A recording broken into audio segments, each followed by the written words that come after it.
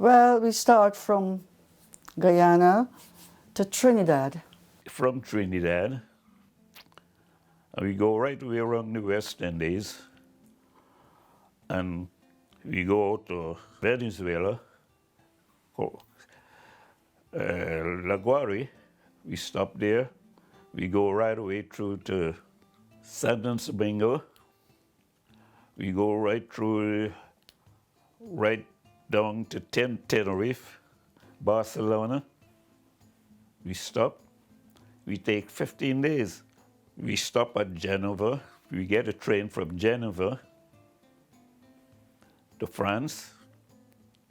We get a train from France right across to Victoria. We come in at Victoria Station, and that was it. It goes from port to port, but I did not leave the kids to go to see these different ports. We just stay. It was rough seas, but not that, it didn't worry us. Hi, I'm Tony, but my name is Albert Miller, but they call me Tommy. I'm from Jamaica. Well, those days BOAC had flights coming up, so I came up by BOAC plane. I was taken to the airport and handed over to the air hostess. And so I traveled on my own, but in care of the air hostess. Traveled on BOAC. It was exciting. It was something looking forward to, traveling on an airplane. Yeah. And when I said first sight of snow was in Newfoundland. I arrived at, it wasn't Heathrow then, it was London Airport, and then traveled by train to Birmingham. My journey began in Barbados, and it was by ship. The name of the ship was the Arpina. It was an Italian ship, and my first stop was St. Vincent, and my second stop was Trinidad. My third stop was Madeira, and then we finally stopped in Genoa, Italy. And we traveled from Italy to Calais via boat train across the Alps, and that was my first sight of snow, which was for me, coming from the Caribbean, coming from Barbados. It was pretty exciting. I arrived at Calais, then we took a boat across the channel, and I met my parents after 18 months of being away from them at Victoria.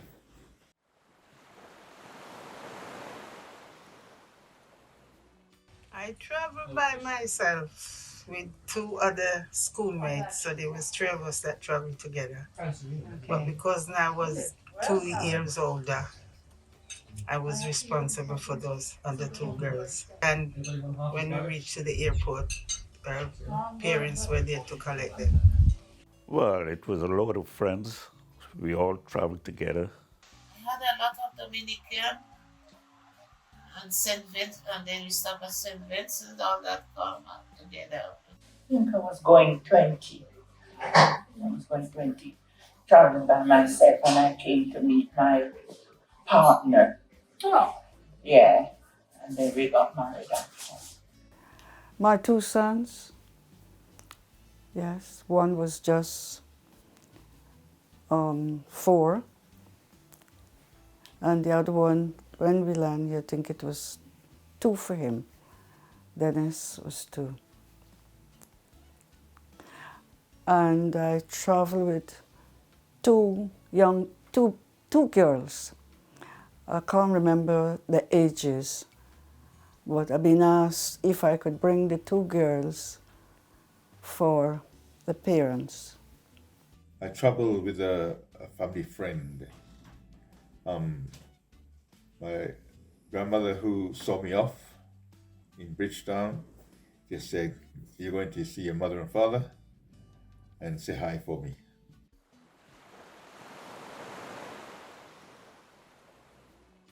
And with my daughter and my son, 2 children, my parents and that, and brothers and sisters.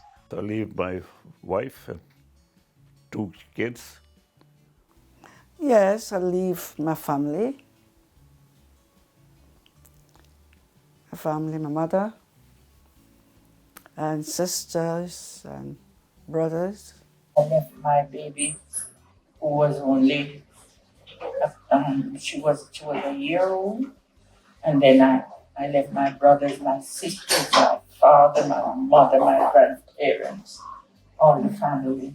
My great grandmother, because my grandmother was in Cuba, but I stayed with my great grandmother. And when my mother came here, she left me with like family in Kingston, and then she sent for me. My family, my father, my village, my friends, my school friends, they were all left behind. I was coming to a strange place where there was only my mom and dad and some friends of my parents. My grandparents, they raised me from I was a child until I leave Jamaica to come to England to join my mom and my stepdad. Maybe about 19 years.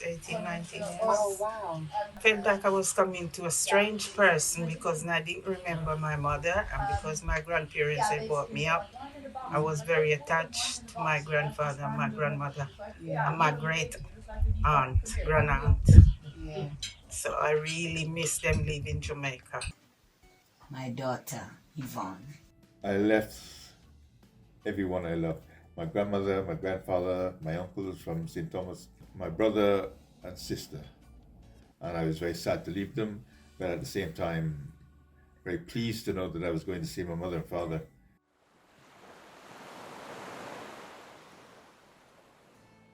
Come for better life. Not because my sister want me to come to stay with her and to take care of her little boy. Because my husband left for England and decided he would send for me when he's got enough money. They both need to educate my children, give them a better life. There was a better life here. So I done that. Been working. I was working, but it was better conditions and everything was better. My husband and my brother was here. And I just come to, well, you got to try to see if you can come to a different country, if things would be better, but just to make a better life. My father in the West Indies, in the Caribbean, you have to pay for education, and my father couldn't afford to pay for all of us. So it was a good experience for me to come here, plus to join him. Your mum came here to make life better for herself and didn't have a father, so she had to have me with her, and I was quite happy to come to England, because everyone at those times were quite happy or excited that you're coming to England. Because my parents, my mother was here. Because my mom was here and she wanted us to join her here.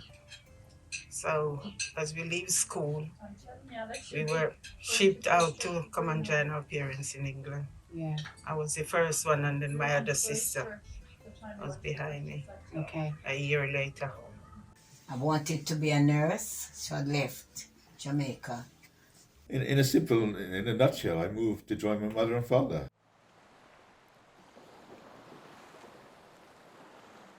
I was excited to come to Britain because we heard so much about it. We met people from Britain. We were Methodists then, and we had loads of white preachers come, and they spoke so well of England, and they accepted us. So I didn't see any form of prejudice. I didn't know what was prejudice. Well, I was free. Do what I want to do, go where I want to go. walking the streets, stay by all your play. Well, it wasn't a nice feeling to come here, to leave my family behind. The way I felt is that if I had the money, I'd go back the same day. Because I'm cold and go nice warm sunshine. What I thought of was that the opportunity for traveling as a child you're excited about, that you don't think of anything else, I don't think. I read a lot about England. I knew more about England than about the Caribbean. I knew about England because in taking scholarship in Jamaica, the questions were about England. All our scholarship questions were about England. Where is Leicester? Where is Birmingham? Newcastle? You knew all the industries that in these places. So you knew an awful lot about England. I was okay in a sense because at 11, as a kid, you probably just wanted some fun life. Part of it was excited, but once you come and see your surrounding, the excitement was gone. The excitement wasn't there anymore. Yeah. You come to a strange country, you can't see where you're going, everywhere was dark. I knew of England. I knew it was a coal country. I knew it was in Europe. I knew it was a coal-producing country. I knew they cotton turning and spinning, and I knew of the textiles and the crockery of England. I perhaps knew more of England than I did about Barbados. I was just coming to England to join my parents. It was joy. I was glad. It was always in me to travel. Always grows up as a kid, I would like to travel, and that was the opportunity.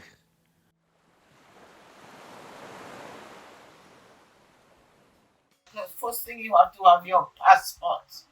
I had my British passport, and that thing you have to hold very tight. Don't lose it. Just a suitcase, things like that, photographs of my family. Just bring my suitcase with my clothes and my children's clothes because there wasn't anything else to bring. Just a suitcase. Just a suitcase. Just the clothes on you. My clothes and my tool in my suitcase. Like give me as a mason. A scrapbook, which was given to me by one of the nuns from the Methodist Church, of the beautiful England, apart from my clothing. And this is as if this wasn't real. What I saw in the scrapbook and the beautiful people, this wasn't real. These weren't the people we are seeing now. Well, the first thing my mother said to me before I left Jamaica, because as a boy you had a catapult, because living in the country used to go and shoot birds and things like that, said you're not allowed to bring a slingshot, because if you shoot any birds over here, they're going to lock you up. So I didn't bring my slingshot, but I was lucky in the sense that the house I was living in had two other boys, younger than me, but they showed me the English way. My suitcase with my summer outfits. And it was winter. Yes. Yeah. No toys, nothing. One suitcase, it wasn't called suitcase, it was called a grip. So you have your grip with your little clothes and stuff what your neighbor or friend would make for you to travel. And that was it. Well, my family pictures. That okay, you know. If they're not here, I looked at them, especially from the babies, and watching them growing up. And then I look back on those pictures, and it remind me. I took my cricket bat and ball with me, and while playing cricket on the deck of the ship, some person knocked my beautiful red ball into the sea, and that I was very sad about and disappointed. When I was in Barbados, my mother sent me a stack of new exercise books. And funnily enough, that's what I brought with me. One of the things I brought with me. I didn't realize that they were going to give you exercise books in England. So I thought, well, let me take this with me, which I did.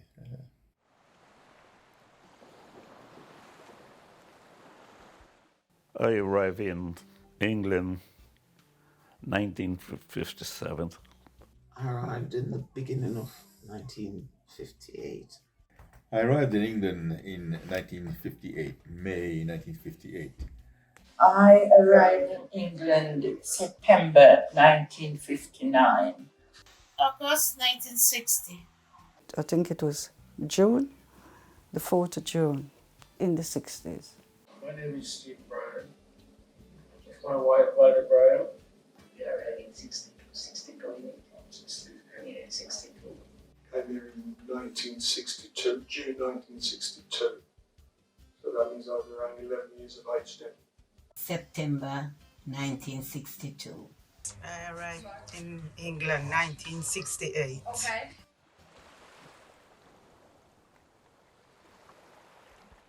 When I first came here, I lived in Forest Hill, and it's weird when I arrived because the house that we were living in, because there was like probably about 3 or 4 different families living in different rooms in the house.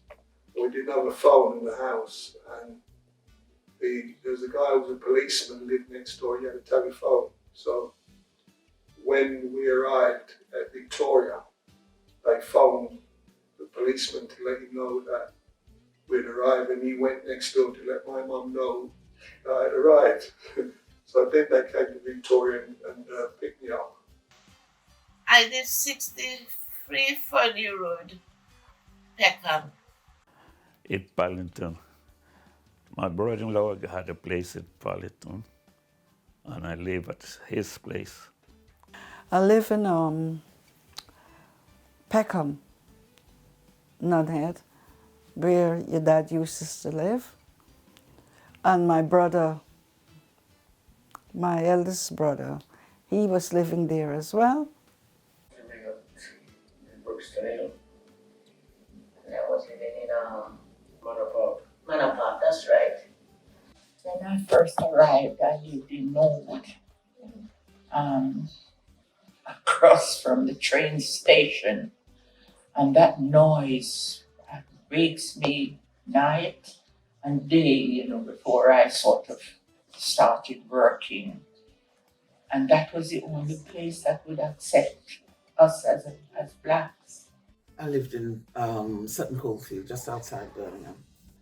England was very drab in those days because it was terrace houses that you step from the street right into the living room. It wasn't something that I envisaged would be England from what we were taught about England before. We went straight to South London. Yeah. Clapham on the street. When we first arrived, I arrived and we lived in Kensington, or North Kensington. It was in fact near Portobello Road. Yeah, I knew I was coming to London. Mm-hmm. Yes, I Yeah. was more worried because there was nobody there to collect me.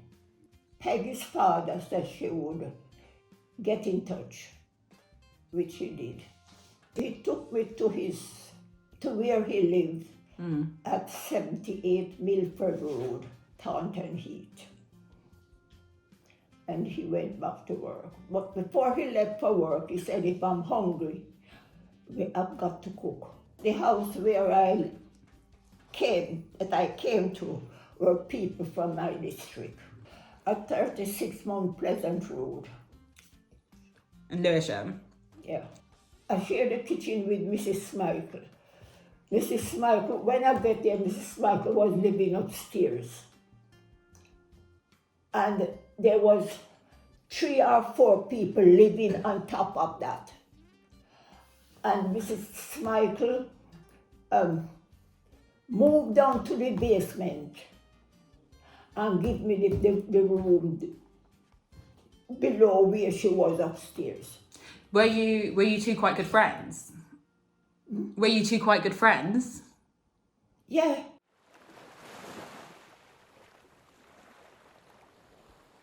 Well, arriving here, it was really hard. It was so cold.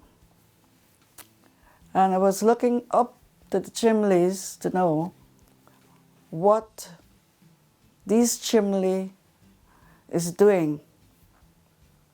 And then I've been told that is where you get the heat. Yes?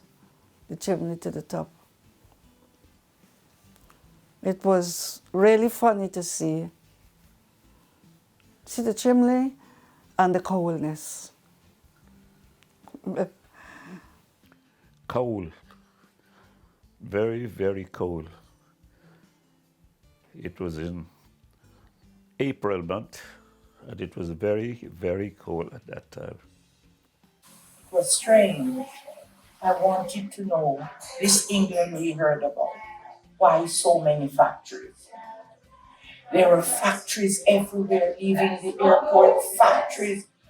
Where does people live? And then I realized these were houses. And it was strange. My palate couldn't accept the food that we eat here. And everything was strange. Then I wanted to go back. And my father said, stay 3 years. And I said, no, I will only stay 2. Because I missed home so much. And this was a strange, cold, not friendly place. And we had to go to Brixton to meet other people who traveled. So that's how we associated or met up with anybody. No television. We had a radio. Nothing good was said about black people while we were walking and moved to. We lived in Norwood, and there were signs: no dogs, no Irish, no blacks. This was such an unfriendly place. How could people live here? Because from the Caribbean, if you are even poor, you're happy, you dance, you laugh. But this place was so.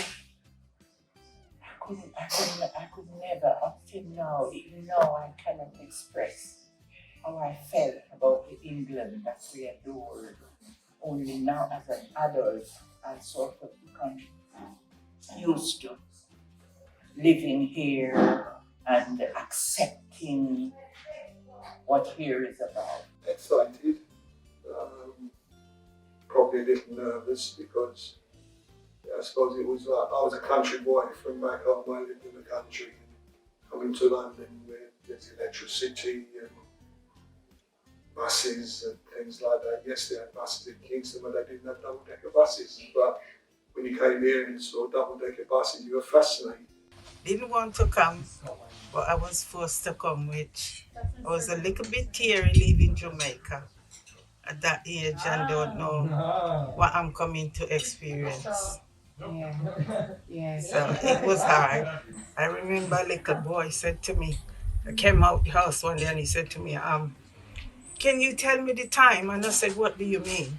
Tell you the time. And he said, oh, my mom said when black people come to England, they have to look on the sun to tell the time. Right. And that was very, very hurtful for me. Yeah. We came in the winter, it was very dark. You couldn't see where you was going. It was now sunshine, we're not used to dark. And everywhere just looked dark and foggy. So it wasn't a nice experience. The first time my man sent me to the shop, the bottom of the road, I got lost. So instead of coming back up Clapham Street, I'm gone further down. So I got lost. So I was out in the fog for maybe about 2 hours. Oh, wow. Until In tears. yeah, someone meet me and asked me where I was going, and then they direct me back home. So they take me back to the doorstep. Not very happy because I left my family home and it wasn't as nice as I thought. It was raining like mad, snow like mad. You know, and everything was different. You think it gonna just be the same as Jamaica, but it wasn't. So I wanted to go back straight away. I was pretty sad actually. After being here a couple of days, I got into a school locally to where we lived, and I laugh now, but I was given a Latin test, And when I recited the first few Latin words and their meanings, I was put into a very low class in the school.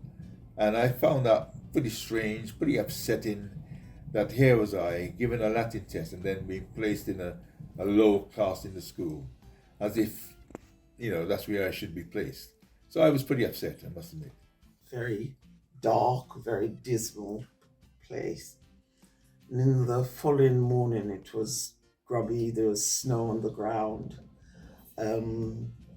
We went out to the shops with my mom, and I remember seeing a white lady cleaning the front of, on her knees, cleaning the front of the steps of the cinema. And I stopped to look at, because here was a white lady on her knees scrubbing the floor, and my mom grabbed me by my arm and says, I know what you're thinking. Who do you think is going to do it for her? She's got to do it. Yes. People were not very sociable. Yeah, people just stared. Yes, while at home, we'll have someone be smiling with you or saying hello or good morning to my mom. After that, it was very bleak. Trees were bare, and it was, to me, it was just grubby, just a grubby place. The houses were not unique. They were just, they just looked frightening in a way because they were terrace houses. Then it was the smog, and it was foggy. The houses were, well, I've never even seen pictures like that of houses before, because the picture I had of England was of a cheerful, very nice place that you're coming to. Yes, that wasn't so. So that was my first impression. My impression, as I said, of the people, that they were very friendly. They were, as I got to know them, as I got to, in the next few days, how ignorant they were, in as much, well, where in Africa are you coming from? And I'm thinking, Africa? And I was told by my parents that don't be surprised at questions like that.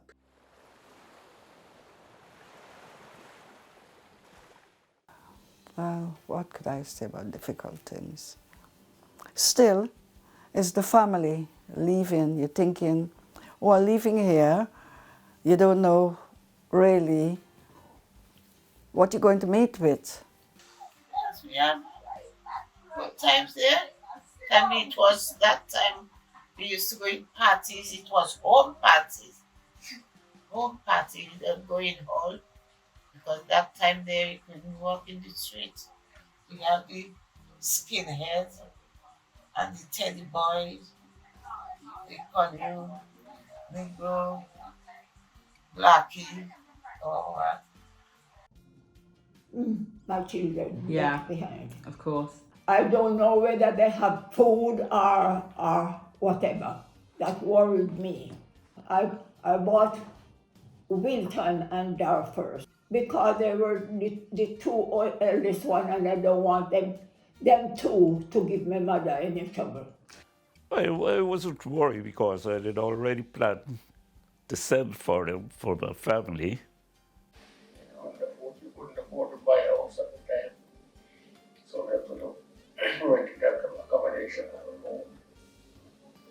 We went through a lot. Like teddy boys, in those days, skinheads. Terrible. Even the white people were terrible to us. Why don't you go back on your banana boat and all these sort of things? You know what I mean? Yeah. So it was bad. We came here and do a lot.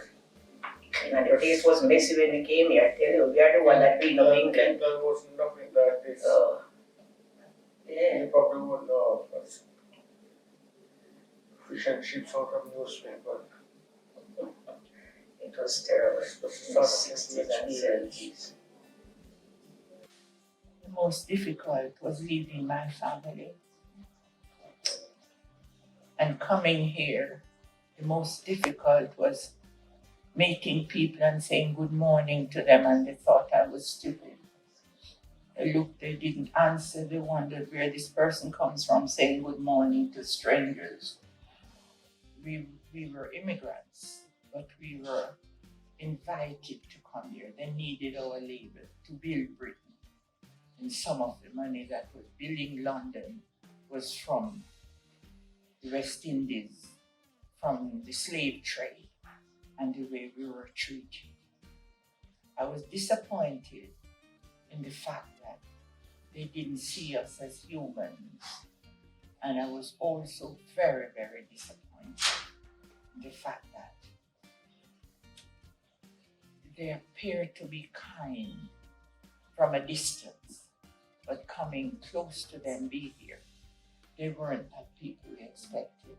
I think the new generation, I don't know in depth how they are, how they feel, but on the outside, they seem much kinder and much acceptable, as we have to learn to accept one another. I wouldn't say difficult. I think the language, because we spoke English, but it was a patois English.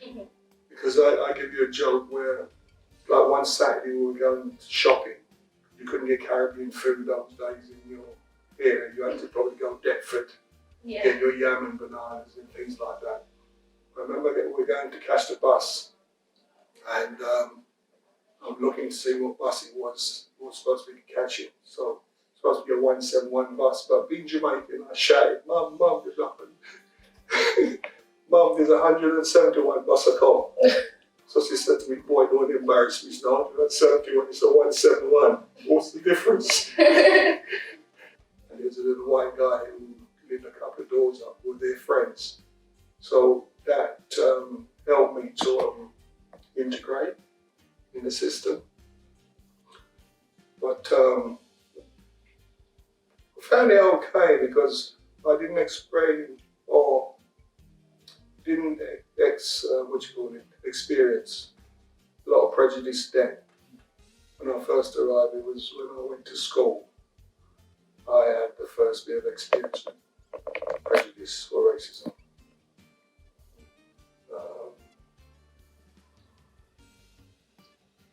You had where boys would probably say to you, nigger, wog, coon, that sort of thing. So you learn at an early stage, if you didn't fight, you wouldn't get stopped. Yeah. So I did, and I had to fight. It calmed down the name calling a bit, but the only ones you had to be careful of was the boys who were in your year, who had older brothers. You couldn't fight them because the bigger brother would turn around and jump on you. But I was lucky enough to have cousins who I sent word to, and they would come up and help out. And they helped a lot, you know.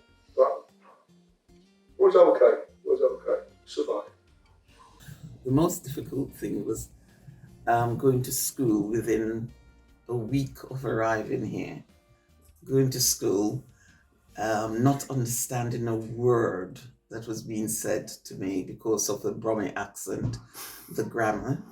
I sat in class for about a month, not really understanding what was being said to me, except when we were supposed to read. We took it and read in English literature. At least I could follow the lesson by reading. Yeah, by reading that until I got used to it. Then the other part of that was in school that they were always correcting my English. Yeah. Yet still they weren't speaking English as far as I was concerned. Having been a bright child, here it was, I'm in a country that I thought I was speaking English. And hence I developed what I call the West Indian English. Yeah, because now I was being asked questions and yet still they couldn't understand what I was saying. They said we spoke as a Caribbean person, or West Indian word terminology used then, that we spoke Victorian English. I thought in school to see now I was interacting with more English or indigenous population, how unhygienic they were. It was not only with bread being delivered at doorstep without just left on the doorstep, without just left on the doorstep. We joined the library. I was followed around in the library because they expected you to do something that was barbaric. In school, they're expecting to see you're a monkey or your tail. So were they expecting a tail, do you think? Well, after gym, we had showers. And as the gym games mistress would say, I've never seen you all out of gym and had shower already so quickly, because they were all lined up waiting to see me as I arrived in. And they were looking, all of these girls looking, and couldn't understand why they were looking. And it was the first time getting undressed in front of a group. So after that, I kept saying periods. Every week I would say periods. And the games mistress decided she was going to call my mother in because something abnormal. There was something abnormally wrong with that. Until I got used to it. They were looking for a tail because there was they were laughing afterwards that she didn't have one. I must say I was the only black kid in school. Yeah. Did anyone ever try to rub your skin to see whether the color that came off? later. Didn't have many friends initially, but afterwards we played in games, and because we were good at netball, we had a group of us. Yes. Well, the most difficult thing for me was being asked to change into shorts, running around a playing field with snow on the ground. I thought that was a pretty difficult task, pretty difficult for me.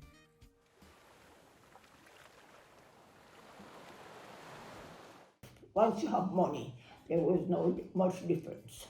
The weather changes when it gets to October, November, a bit chilly. I had cardigan and coat, so I didn't feel the cold as much to begin with. Well, the people that I lived with gave me food to eat till she was able to take me shopping, how I could shop to buy my own food. I do the Caribbean cooking. And I do English cooking as well, but my Caribbean cooking till this day. Ackee and saltfish, cabbage and saltfish, your mackerel and onions and dumplings. Making me hungry. Yam and banana and potatoes. I do chicken, rice and peas. And so you do a bit of mixture. You do English and you do West Indian. You could run from auntie to uncle's house. And and family get together and things like that. It was a bit different then, coming here. We used to play baseball and play jacks with the ball and stone. Oh. And football. Any cricket? No, not me. Oh dear, alright. An outlier. Having left Barbados, I was then very interested and keen to find out about this place called England. On my journey around the neighborhoods, I saw shocking things like white people cleaning steps, bread being left on the steps, unwrapped. I found those things pretty shocking, pretty telling. And even today, English people still put bread on the table without any tablecloth on it, which is still shocking.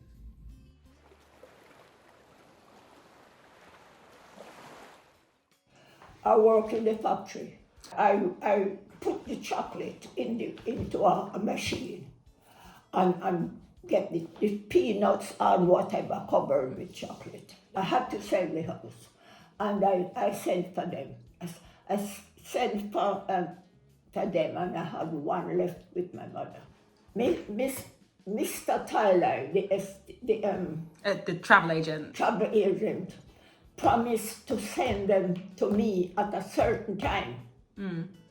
And he sent Courtney and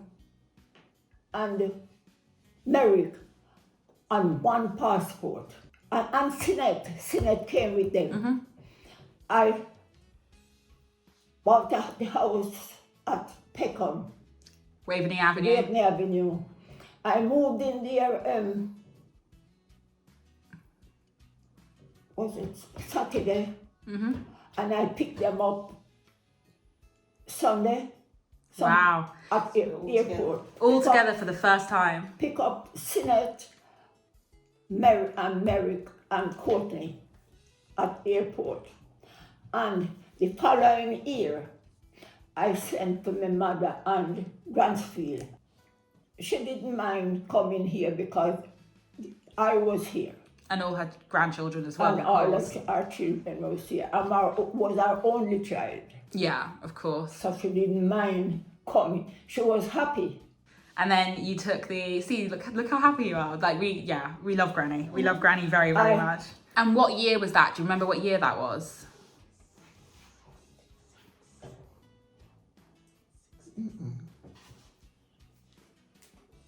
So I have had my judicator tell me that was 1966. So by that point, so you came to the country in 1957.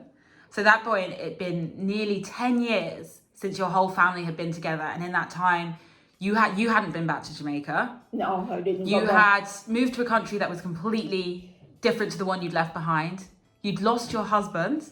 You'd had 2 more children. Yeah. You moved house 3 times.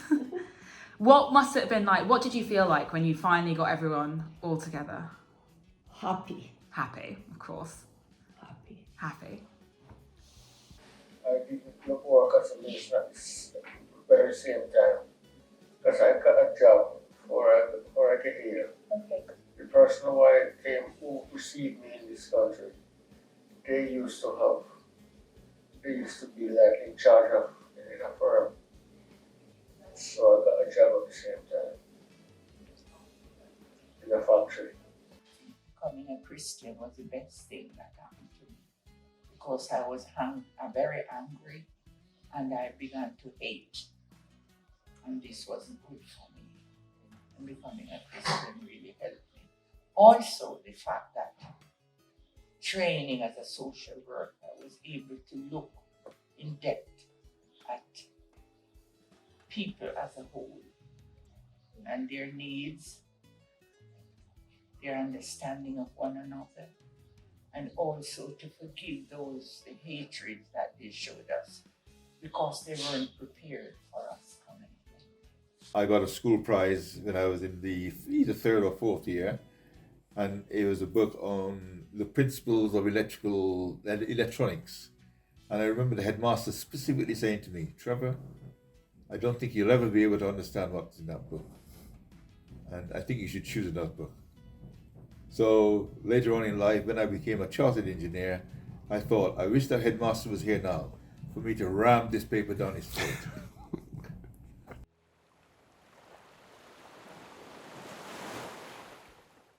Well, I could be better. Oh But I'm there, what must I do? But I still missing home. When I was working in somebody, the other white woman there, my old lady, and she didn't know to call me, yes, and called me Ducky. Her name used to be called Molly. But still called me Ducky. She had loved me so much.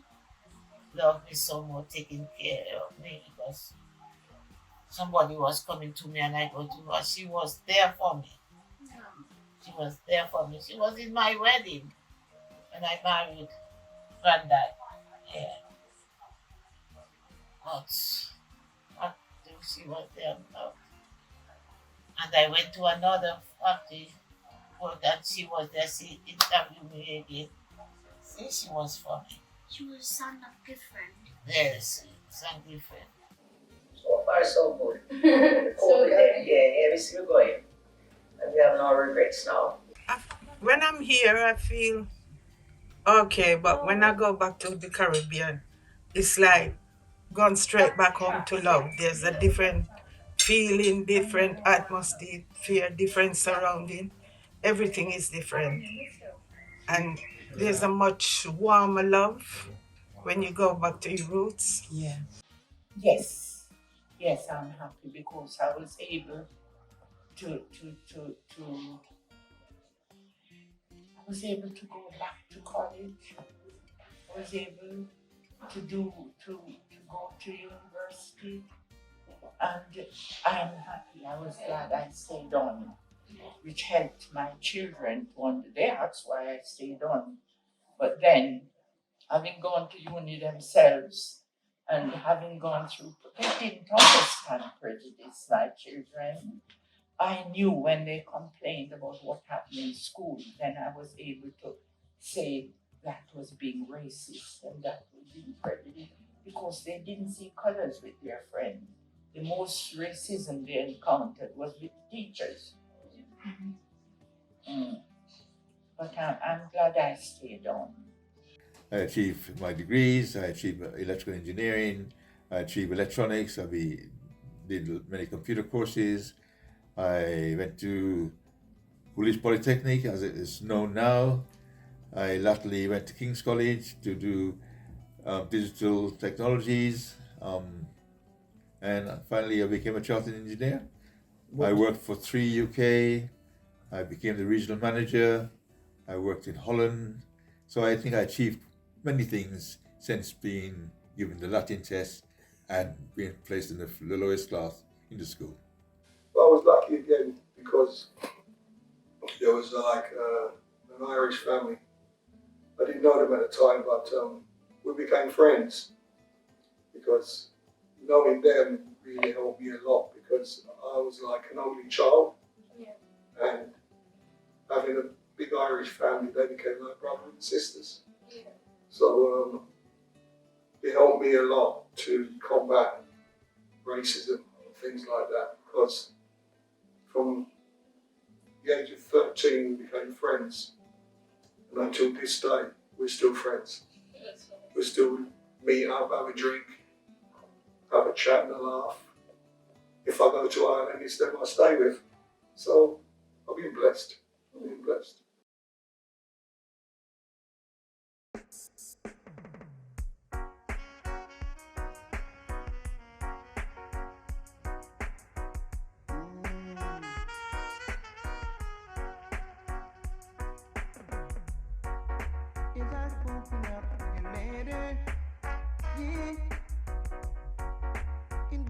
The first paragraph,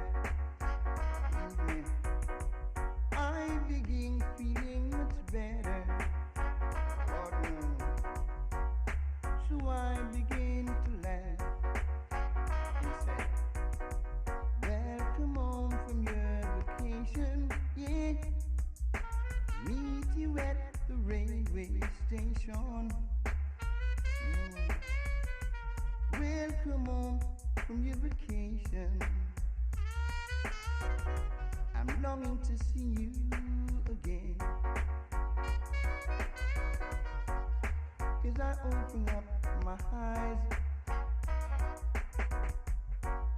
see capture your face by surprise. And then I said to myself, yeah, I'm longing to see my very good friend. Welcome home from your vacation. Yeah, I meet you at the railway station. Now, welcome home from your vacation. I'm longing to see you